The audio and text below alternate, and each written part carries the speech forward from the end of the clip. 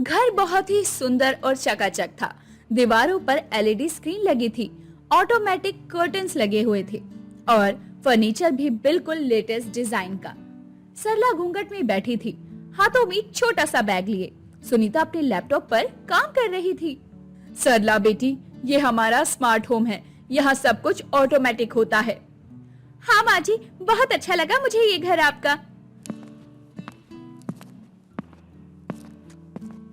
अचानक लाइट्स अपने आप चालू हो जाती है। सरला डरकर राहुल के पास जाकर छुप जाती है। अरे सरला, ये मोशन सेंसर है। जब कोई हिलता है तो लाइट अपने आप चालू हो जाती है। अरे बाप रे बाप, ये कैसा अजीब सा जादू है। अभी अभी सारी बत्ती अपने आप ही कैसे जल गई। तभी अलेक्सा की आवाज आती है। Good morning everyone, today's weather is sunny. हे भगवान, ये कौन बोल रहा है? कोई भूत तो नहीं? भाभी जी, ये एलेक्सा है। अरे यार, आप बहुत फनी हैं। अमित चुप रहो। सरला बेटी, ये आवाज एक मशीन की है। सरला धीरे धीरे एलेक्सा के पास जाती है और उसे हाथ जोड़कर प्रणाम करती है।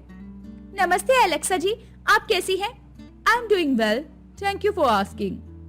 अरे वाह, इसने जवाब दिया। कितनी सभ्य है ये, बिल्कुल भी घमंड नहीं है इस मशीन के अंदर। सुनीता आंखें घुमाती है। राहुल मुस्कुराता है। चलो अब किचन दिखाती हूँ, आज तुम्हारी पहली रसोई है। वो सभी मॉड्यूलर किचन में जाते हैं। चमचमाता हुआ किचन था। Microwave, dish washer, induction, cooktop, सब कुछ नई टेक्नोलॉजी का था। अरे यार, ये तो महल की रसोई लगती है। ऐसा लगता है कि अभी शाही बावर्ची आकर यहाँ खाना बनाएंगे। ये माइक्रोवेव है, ये डिश वॉशर और ये इंडक्शन है।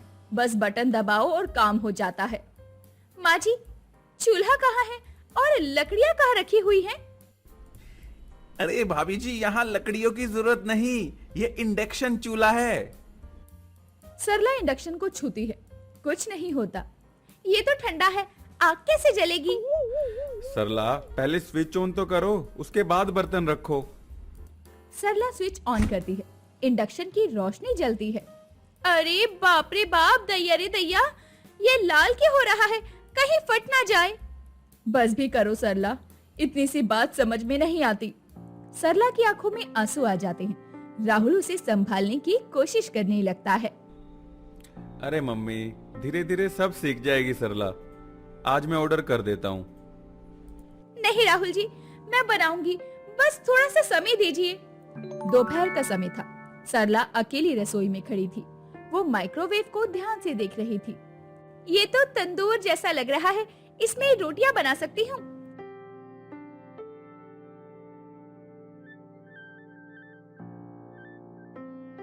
वाह, कितना आसान है। अब तक रोटी तैयार हो गई होगी। अचानक माइक्रोवेव से धुआं निकलने लगता है। फायर अलार्म बज उठता है। हाय राम, ये क्या हो गया? आग लग गई। सुनीता दौड़कर आती है। किचन में धुआं ही धुआं था। सरला, ये क्या किया तुमने?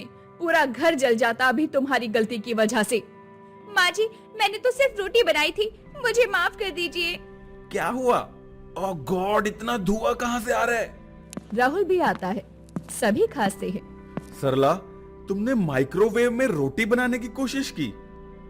हद है, इतनी सी बात नहीं समझती। ये तंदूर नहीं है। मुझसे गलती हुई है माँ जी, मैं कुछ नहीं जानती। शाम का समय था। सरला छत पर चुपके से ईंटों से चूल्हा बनाती है। अब मैं अपनी तरीके से खाना बनाऊंगी, कम से कम कुछ गलत तो नहीं होगा।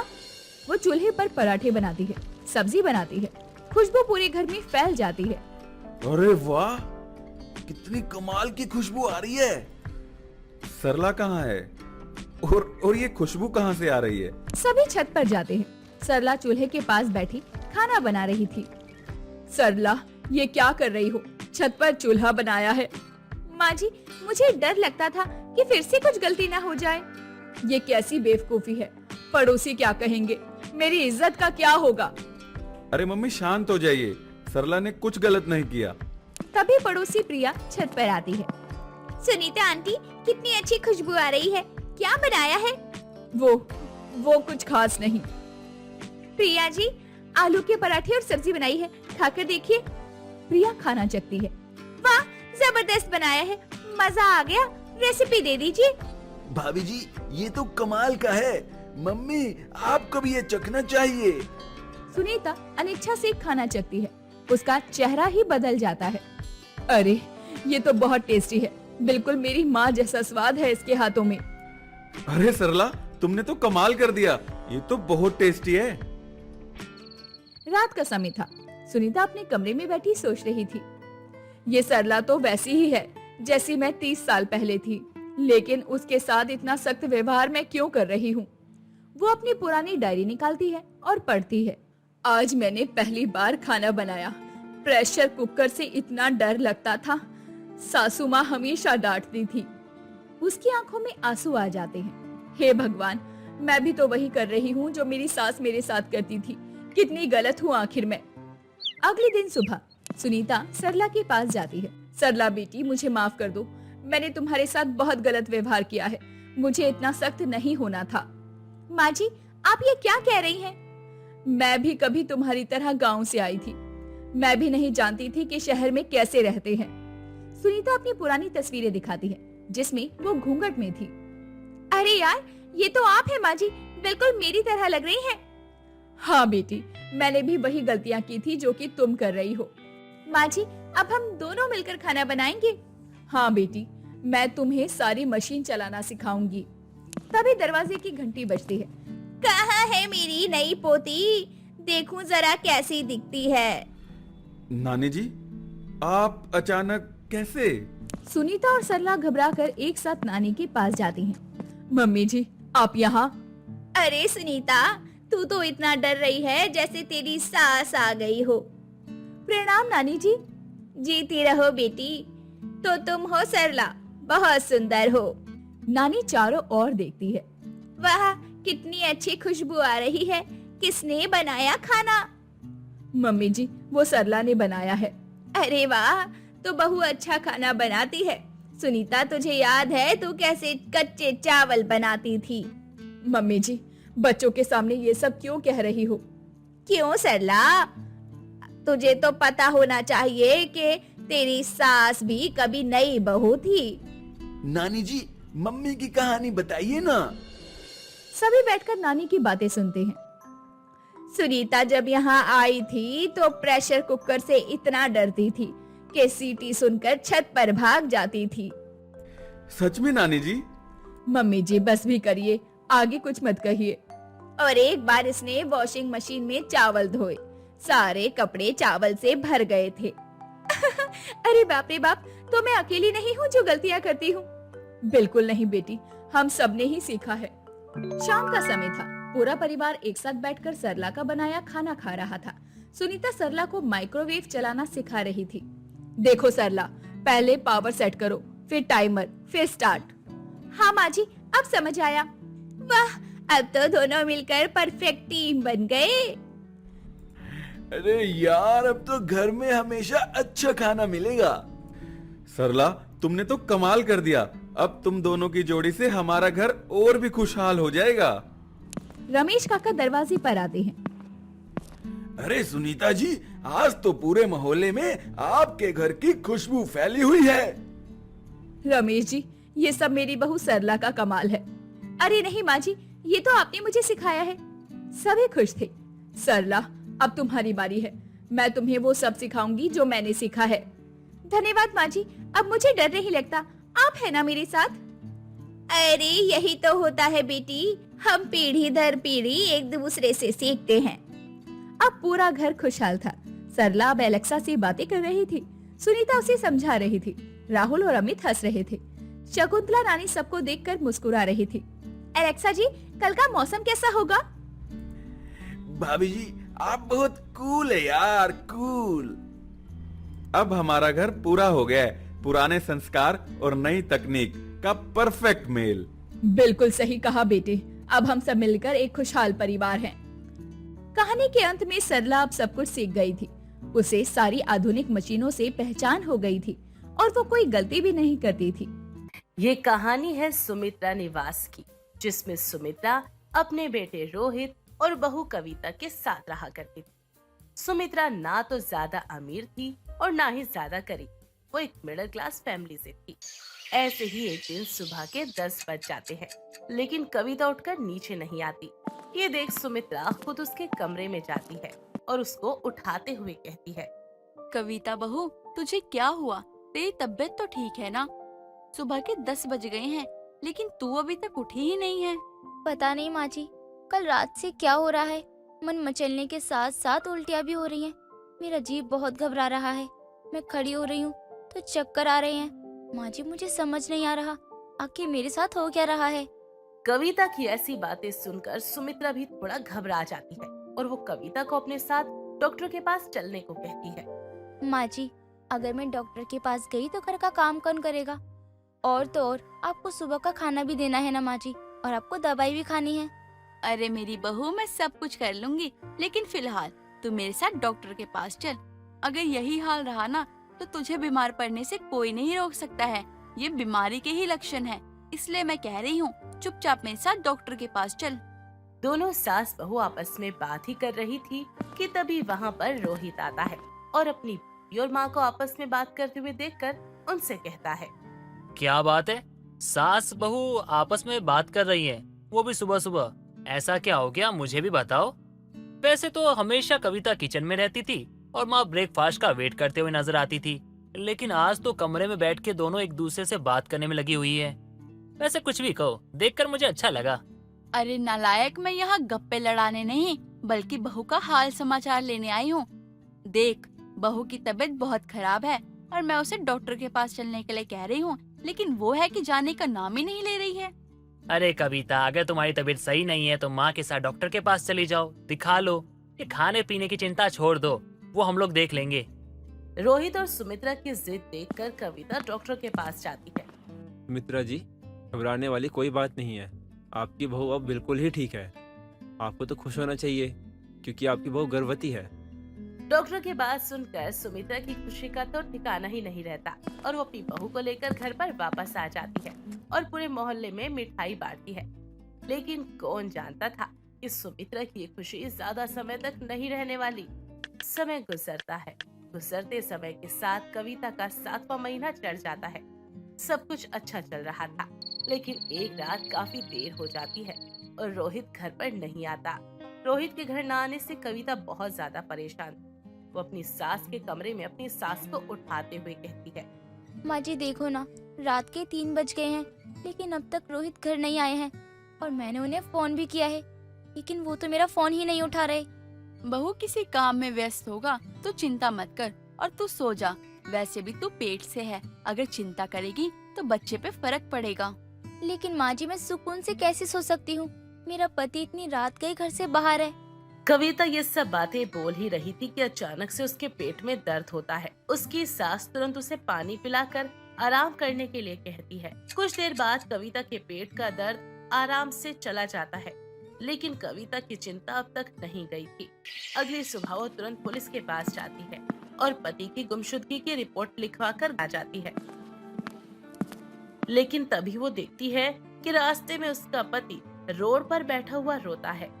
रोहित जी, आप क्या करते हो? आपको पता भी है मैं पूरी रात कितनी टेंशन में थी और मैं आपकी कितनी टेंशन ले रही थी। आप हो कि यहाँ पर आराम से बैठे हुए हो। अरे आपको खुद की परवाह नहीं है, लेकिन कम से कम आप मेरी और होने वाले बच्चे की तो परवाह कर लीजिए। आप अपने घर वालों का ही सोचकर अपने घर आ जाते। कविता की ऐसी बात सुनकर रोहित अपना सर उठाता है। रोहित की आंखों में आंसू भरे हुए थे। उसकी आंखें भी लाल हो चुकी थी। ये देखकर कविता उससे सवाल करती है। तभी रोहित को वो घर चलने के लिए कहती है। कुछ देर बाद रोहित घर पर आ जाता है और सभी को बात बताता है।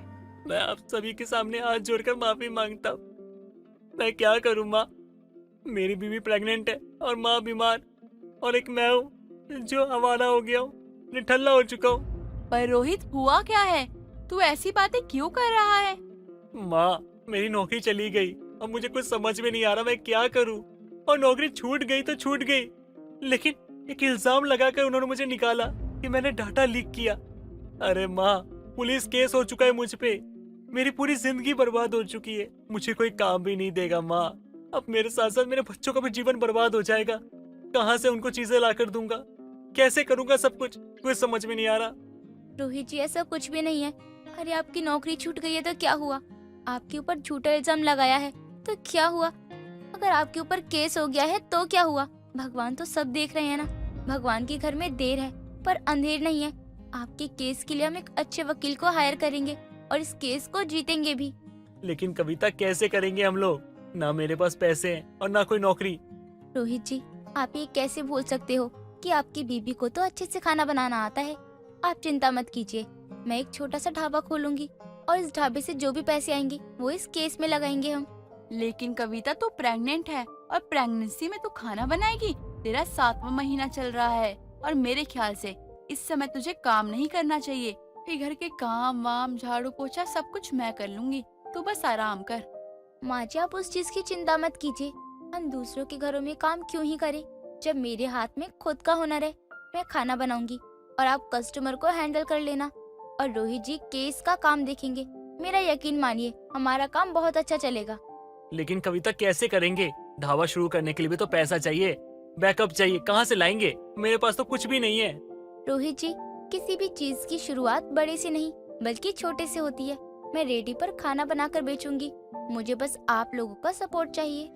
कविता की बात सुनकर सभी लोग सहमत होते हैं और ये लोग कविता का फुल सपोर्ट करते हैं। लेकिन इतनी मेहनत के बाद भी लोग उसका खाना नहीं खरीदते। ये देखकर कविता निराश हो जाती है, लेकिन वो हिम्मत नहीं हारती। उसकी ऐसी लगन देखकर उसकी पड़ोसन कविता से कहती है, कविता बहू, मानना पड़ेगा तुझे। तू गर्भवती है, उसके बाद भी अपने परिवार के लिए इतना कुछ कर रही है। पर तुझे एक राय दूं, अगर तू बुरा ना माने तो। नहीं नहीं आंटी जी, मैं आपकी बातों का बुरा नहीं मानूंगी। अगर आप मुझे कुछ कहेंगी ना तो वो मेरे हित के लिए ही होगा। और वैसे भी अगर हमें कोई अच्छा बताए ना तो हमें उसकी बात सुन लेनी चाहिए। कविता बहू, अगर तेरा काम यहाँ नहीं चल रहा तो तू एक ऐसी जगह अपना खाना बेच जहाँ पर तेरी कमाई हो जाए, भीड़ भाड़ ज्यादा हो, क्योंकि अक्सर सोसाइटी में ऐसे खाने को लोग खाना पसंद नहीं करते। इसलिए मेरी मान, तू ऐसी जगह जाकर अपना खाना बेच जहाँ तेरी कमाई हो। कविता की पड़ोसन उसको क्या समझाना चाह रही थी वो उसे अच्छे से समझ आ जाता है।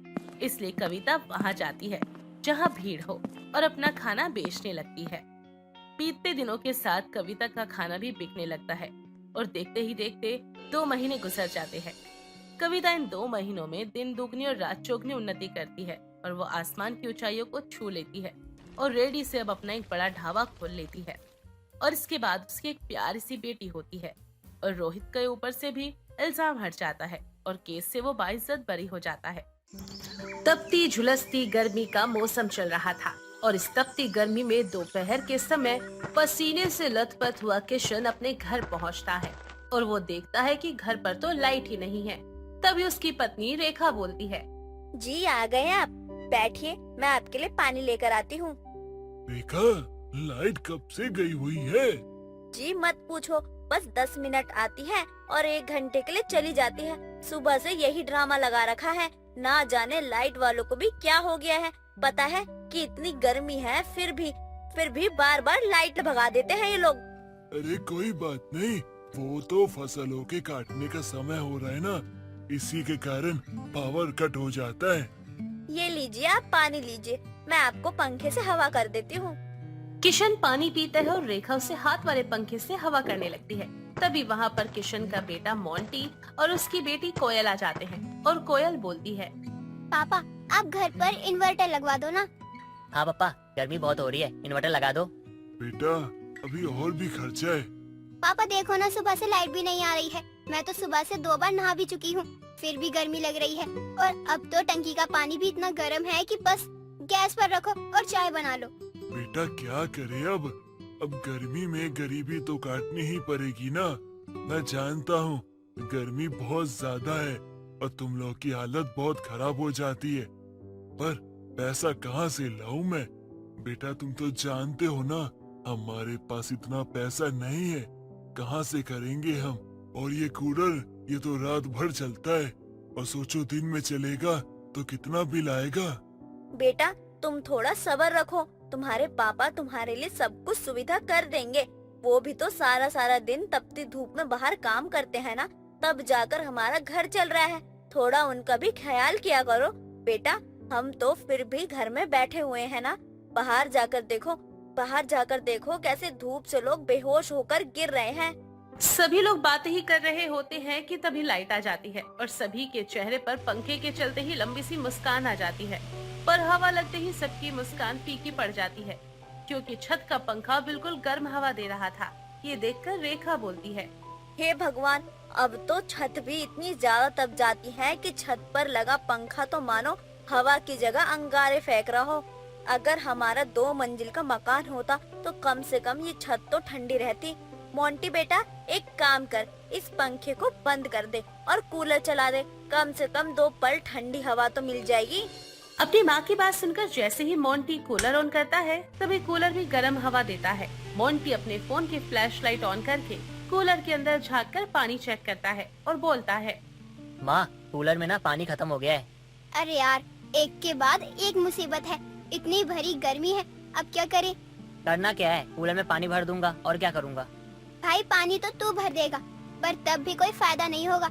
हवा तो गर्म ही रहेगी ना, क्योंकि टंकी का पानी तो इतना उबलता हुआ है कि तवे जैसा है।